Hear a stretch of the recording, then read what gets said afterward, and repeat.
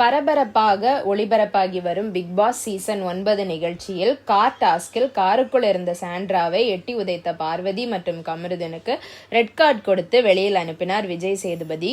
இது குறித்து Vanitha Vijayakumar behind talkies YouTube சேனலுக்கு பேட்டி அளித்துள்ளார்.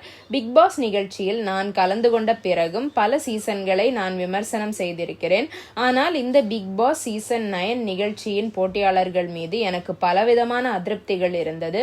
அது மட்டும் இல்லாமல் பல எபிசோடுகளை நான் பார்த்திருக்கிறேன். பார்வதி கமருதனும் ஒருவரை ஒருவர் காதலித்து வருவதாகவும் இருவரும் தனி அறையில் கட்டிப்பிடித்துக் கொள்வதும் முத்தம் கொடுத்து கொண்டார்கள். பல வீடியோக்கள் இணையதளத்தில் பார்த்தேன்.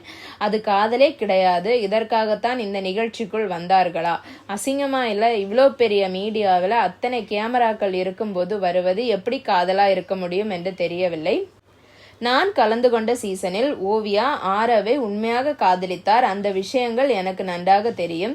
கடைசியில் அந்த காதல் என்ன ஆனது என்று அனைவருக்கும் பார்த்தார்கள்.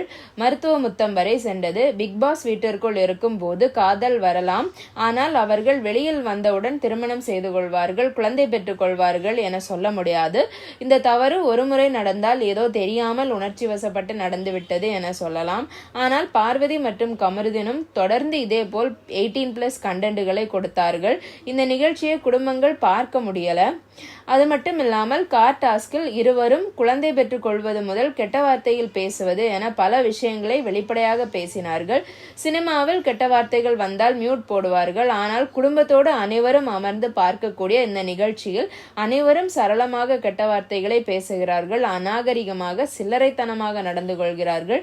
முதலில் இந்த நிகழ்ச்சியை இழுத்து மூட வேண்டும். அதே போல இப்படி ஒரு பிரச்சனை நடக்கிறது என்றால் அந்த வீட்டை விட்டு சாண்ட்ரா வெளியே வந்திருக்க வேண்டும். தன்மானத்தை விட மானத்தை விட பணம் முக்கியமில்லை என்று வனிதா கூறியிருக்கிறார். இதை பத்தி உங்க கருத்து என்ன அப்படின்ட்டு கமெண்ட் செக்ஷன்ல சொல்லுங்க. நன்றி.